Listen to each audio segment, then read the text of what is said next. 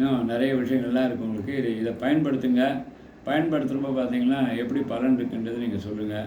நிறைய விஷயங்கள் இருக்குது. வழக்கு ரொம்ப முக்கியம். வழக்கு வந்து ரொம்ப முக்கியம். இதை பண்ணி பாருங்கள். கணவன் மனைவிக்குள்ளே சண்டையே வராது. இன்னொரு விஷயம் பார்த்தீங்கன்னாக்கா, நார்மலாக சீதாசங்கழனின்னு ஒரு இது கிடைக்கும், செடி ஒன்று கிடைக்கும். அது எங்கே கிடைக்குதுன்னு பார்த்தீங்கன்னா, கள்ளக்குறிச்சியில் கிடைக்குது. அந்த சீதாசங்கழனியில் அதாவது அமாவாசை அன்னைக்கோ இல்லை பௌர்ணமி அன்னைக்கோ நல்ல நாள்லையோ தசமி திதிலையோ பூசை நட்டது வர அன்னைக்கோ காப்பு கட்டி எடுக்கணும். எடுத்துகிட்டு அந்த வேரை கொண்டு வந்து காய வச்சுட்டு, இது பார்த்திங்கன்னா விளக்கேற்றுங்கள நெய்லையோ இல்லை இது நல்லெண்ணெய்லையோ போட்டு இந்த மருதாணியில் காய்ச்சணும் இல்லையா, இதில் போட்டு காய்ச்சிட்டு நம்ம விளக்கேற்றணும் அப்படின்னு சொன்னாக்கா செல்வ வளம் பெருகும். அந்த சீதாசங்கடையில் துளசி மாதிரி வீட்டில் வச்சு வளர்த்திங்கனால உங்களுக்கு செல்வ கடாட்டம் இருக்கும். அதேமாதிரி அந்த வேர் எடுத்து காப்பு கட்டி அதை வந்து ஒரு தாயத்துள்ள அடிச்சிட்டிங்கனால அம்பாளுடைய குங்குமம் மஞ்சள் அடிச்சிடலாம், சைடில் மூடிடலாம். அதுவே என்ன ஒரு செல்வம் செல்வாக்கு எல்லாத்தையுமே உங்களுக்கு தரம் போகிற இடங்கள்லாம் வெற்றியை மேலும் மேலும் அதிகரித்து கொடுத்துட்டே இருக்கும். அதே போல் பார்த்திங்க அப்படின்னாக்கா வந்து செவ்வாய்க்கிழமை விளக்கு வச்சு என்ன பண்ணக்கூடாது, கடன் கொடுக்கக்கூடாது.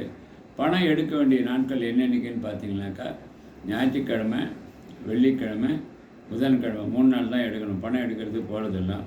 இப்போ புதன்கிழமை போய் பணம் எடுக்கிறீங்க பேங்க்கில் அப்படின்னா 5 வரணும். டோட்டல் 32 வரலாம், 410 வரலாம், 500 வரலாம். 5 மாதிரி எடுக்கணும், போடணும் எல்லாமே.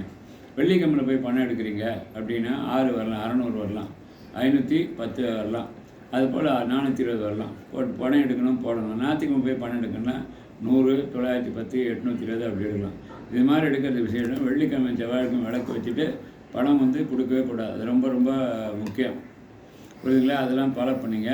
அதே போல் வந்து இன்னொரு விஷயம் என்னென்னாக்கா, நகை போய் அடகு வைக்கிறீங்க அப்படின்னா குளிகன் நேரத்தில் போய் அடகு வைக்காதீங்க. குளிகனில் வச்சிங்கன்னா அந்த நகையை உங்களால் மூட்டவே முடியாது.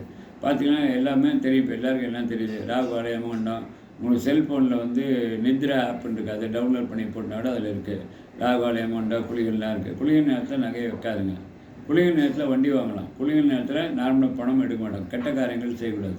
ஏதாவது ஒரு காலையும் வளர்ந்து இப்போ வண்டி வாங்கணும், வீடு வாங்கணும், குளிகை நேரத்தை ரெஜிஸ்ட்ரேஷன் பண்ணலாம். குளிகன்றது யாருன்னு பார்த்தீங்கன்னா சூரியனுடைய பிள்ளை சனியுடைய பிள்ளை மாந்தியாக தான் குளிகன்னுவோம். இந்த தகவல்கள்லாம் உங்களுக்கு பயனுள்ளதாக இருக்கும்னு நினைக்கிறேன். நன்றி, வணக்கம். அடுத்த இதில் பார்க்கலாம் எபிசோடில்.